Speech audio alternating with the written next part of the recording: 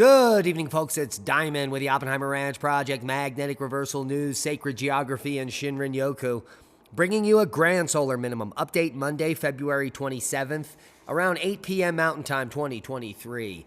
We've been in geomagnetic storm now for 30 straight hours, 12 of them in G3, major geomagnetic storm, and the Aurora has been a blessing around the world. And we'll get to that in a minute. The big story is another extreme snowstorm to pummel California before moving east like a beast. Keep calm. It's boom time. Northern California, heavy Sierra snow. Rainfall in the valley. This snow is going to continue for days, bringing up to 6 more feet of snow to the Sierras. Snow in Redding, howling wind. And today, some of the images were spectacular. Roads were closed, visibility was 0. And yesterday, tornadoes and severe winds struck central U.S. as another round of rain and snow is set to pummel the west and the north. We'll get to the full forecast in a moment, but let's take a look at some of that damage northeast of Norman, Oklahoma, near Lake Thunderbird. This is captured by Jordan Hall, y'all. And it is devastating. Definitely tornadoes striking down north of Norman, Oklahoma, destroying a farm here. Well, the boat was spared. Did you see that? That's crazy. But everything else was kind of mixed up in a blender, basically. Jesus. And this goes on for quite some time. So if you're over at our Twitter feed, you'll be seeing all of the articles and all the information we're gathering during the day before it happens. And that's Oppenheimer Ranch Project at Diamond the Dave. Thank you for the 50 followers from yesterday that came over to support the work we're doing here on Twitter.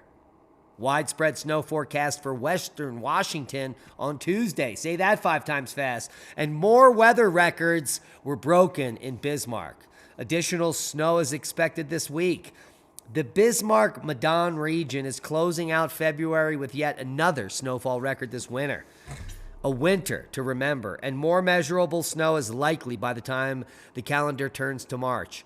Monday marked the 109th straight day that the capital city had snowpack of at least 6 inches, breaking the previous mark of 108 consecutive days set back in 1996 and 97.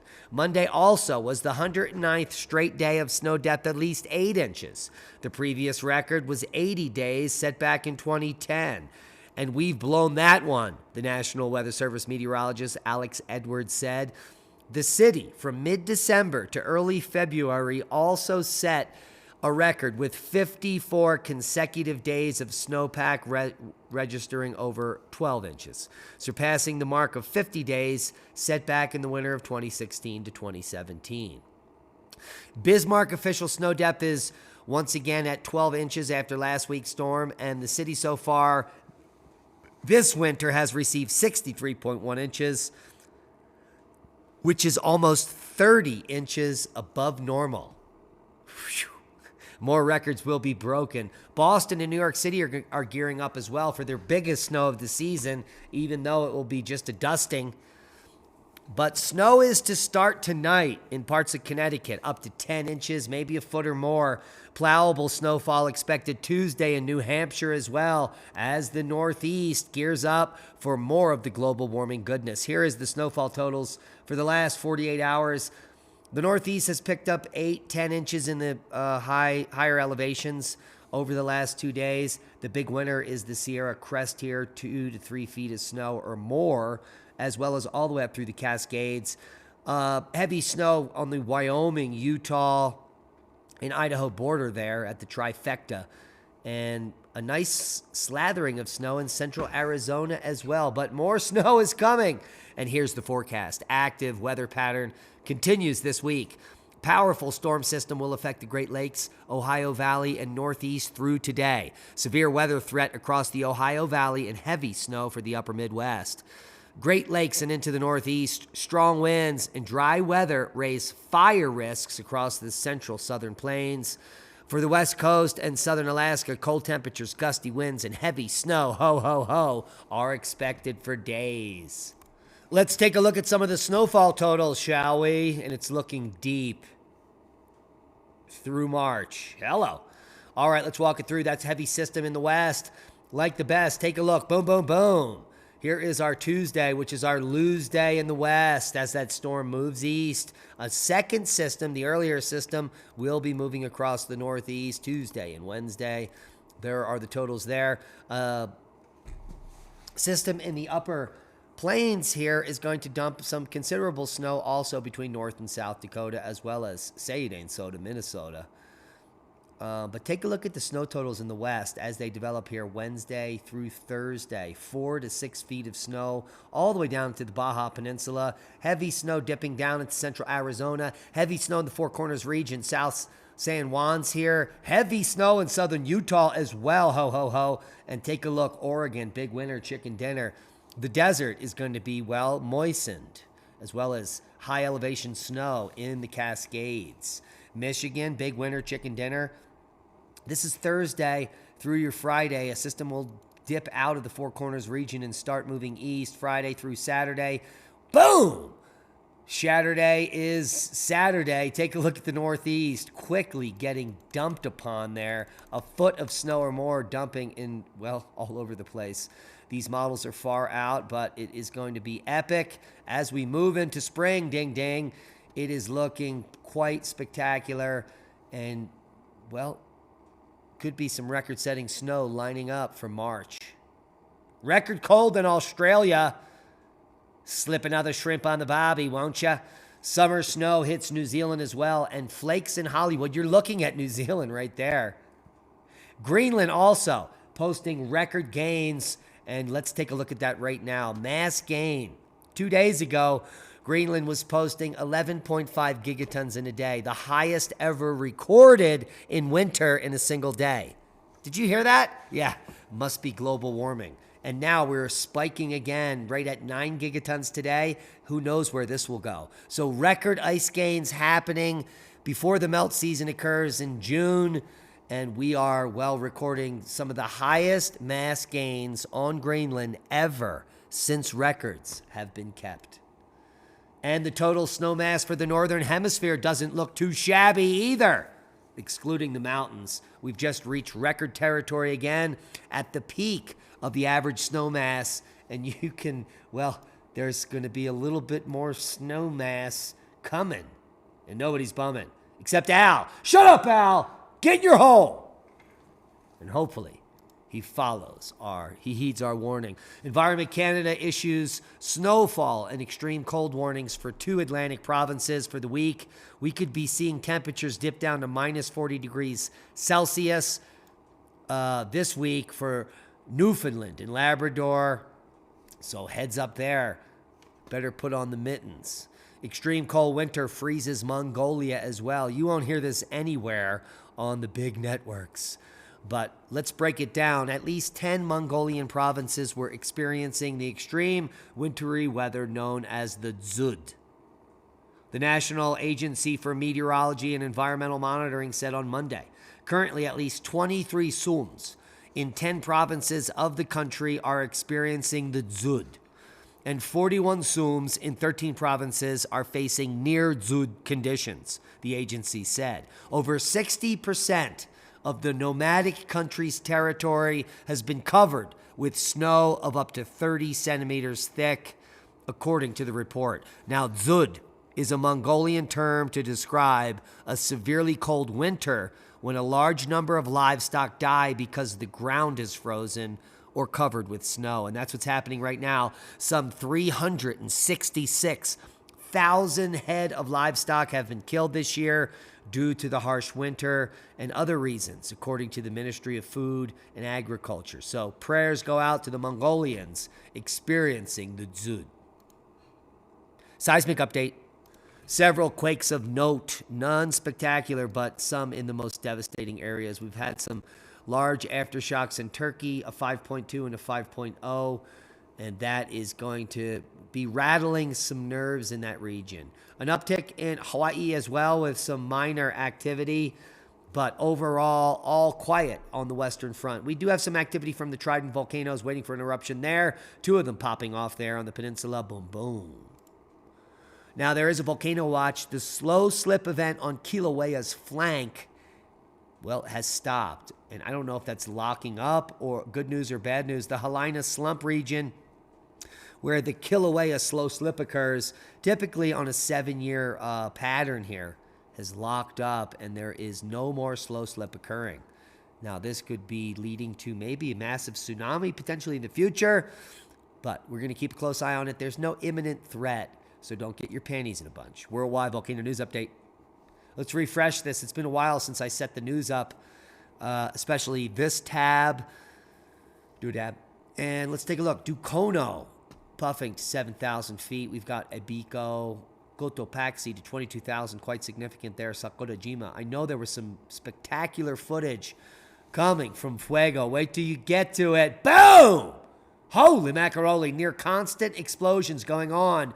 And it is, well, oh my goodness, quite spectacular. That is the cover photo, in fact, for anything volcanic. Now, have you seen?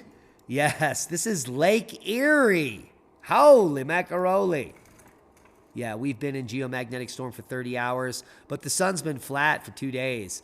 No more flaring, low sea range. All is quiet on the western front. Solar SFI, solar indices, staying in a lower range than typical for Solar Max. This would be indicative of a weaker cycle than Solar Cycle 24, the one we just had.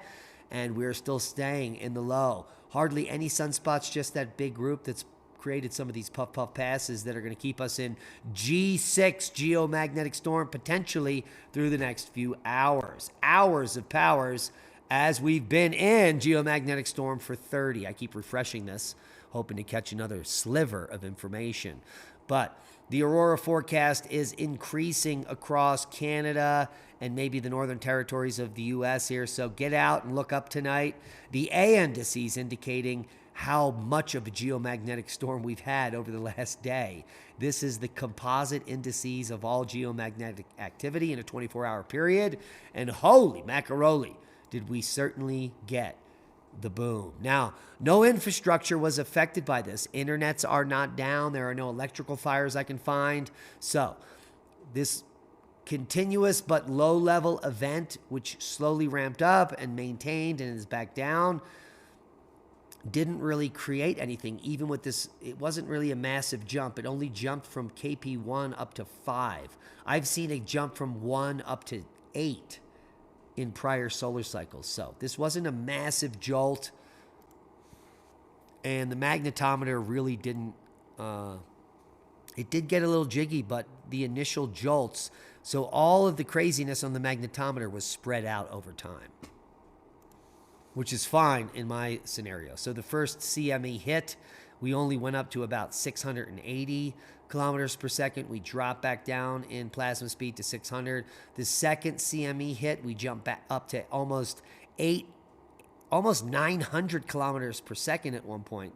So pretty significant. We could have got to KP8 there, but it just didn't meet the threshold. And now it seems like we're dropping back down. All is quiet on the western front. No more density spikes. So the geomagnetic storm is over. The sun is currently, it's sun to earth. We are experiencing the storm, and we are going to manifest it and just take it in. So hopefully everyone will get some good rest tonight after they go outside and look up at the aurora. Here are 24 photos of Alaska's massive and bright aurora show. Ho, ho, ho. With some Christmas lights here. You can see the first wisp, some picket fence there in green, some of the elusive red aurora, some of the brighter greens. Just fantastic. This all happening because of the long duration geomagnetic storm that has just occurred. And oh my God, coronas at twilight. They were insane, according to Dar Tanner. We retweeted this about 20 hours ago, almost as the pictures were being created. So go check out our Twitter feed at Diamond the Dave and become a member there. Take a look at this. This is some of the spectacular aurora from the geomagnetic storm that we are currently all involved in right now. And these are two young women peering out over Lake Erie last night at about 7 p.m. when it erupted. Got to be there at the right place at the right time. Now, the auroras appeared at 7:15 p.m. Pacific Standard Time, according to Ray Bell, the photographer. They were so bright that he was able to capture the red colors with only a 3-second exposure, ISO 3200. The light spread across multiple states, including Oregon, Minnesota, Michigan, Pennsylvania, Wisconsin, Idaho, Montana, New Jersey, North Dakota. And at maximum, the lights descended as far south as Colorado, and we didn't see any because it was cloudy. But take a look at that. So get out and go look up. Now, here's some fantastic science we shared on our Twitter feed over today because we're using it on the show. Inca child sacrifice victims were drugged. New tests revealed that this sacrificed 13-year-old used coca at high levels during the last year of her life, and her alcohol intake surged only in the last weeks. You're looking at the actual 500-year-old mummy here. This is not a model. That is insane. The most well-preserved mummy on Earth. And that's actually the mummy. So we'll leave you links to all the articles. And that's just fantastic. Now, there is a paper detecting the immune system response of a 500-year-old Inca mummy where they have more fantastic pictures. It almost, look at the face, look at the nose, perfectly preserved. Found at over 22,000 feet. This human was trained for its entire life for this purpose. This was a complete humane ritual. And the ritual itself is called Capacocha. In fact, 3 Incan mummies found near the lofty summits of Volcan Ililaco, Argentina, were so well preserved that they put human faces on the ancient ritual of Capacocha, which ended with their sacrifice. But it seemed like a very quiet, calm one where you went up to this high elevation, sat down, maybe said some prayers, were intoxicated with alcohol, and you were succumbed to hypothermia overnight. And perfectly preserved. So here are some of the mummies. This is the worst preserved. And some of the best preserved. But just fantastic. So it wasn't like a cruel ceremony where they chop your head off and you're scared. They drugged you for a year on cocaine. And then in the final weeks, you were intoxicated on alcohol so that maybe you didn't bail into the woods, perhaps. But nonetheless, fantastic science going on. And we wanted to bring that to you. Now, scientists discover a gigantic solid metal ball inside the Earth's core. It just keeps getting weirder. There's something weird going on at the exact center of our planet. And here's the paper. Up to a 5-fold reverberating waves through the Earth's center and distinctly anisotropic innermost inner core. That means it's probably a solid nugget. That's fantastic, man. Here's the graphic. But we're going to leave you links to the paper so you can peruse it yourself and some of the evidence that there is this solid metallic nugget in the center. What's going on here? Please get out of there. Thank you. Yeah. So, the science is getting weirder. Now, here we are over at Eastern Island, where for some reason, Good Morning America gets a first look at a new moai found on the island. There it is. This happens to be in the bottom of a lake bed that has dried up. And there have been really no studies going on in the bottom of the lake bed, but they found a small moai in the bottom of this lake bed. So we're going to link you to the article, and maybe we'll do a follow-up on what they are discovering here at the bottom of the lake bed, a new moai. Ho hi. Now, bad news. If you're on the keto diet or any of that stuff, and you're using massive amounts of this new safe sweetener, yeah, I hate to bring it to your attention. But it's not stevia, it's not monk fruit, it's erythritol. And a new study coming out showing that erythritol is linked to heart attack and stroke. No joke.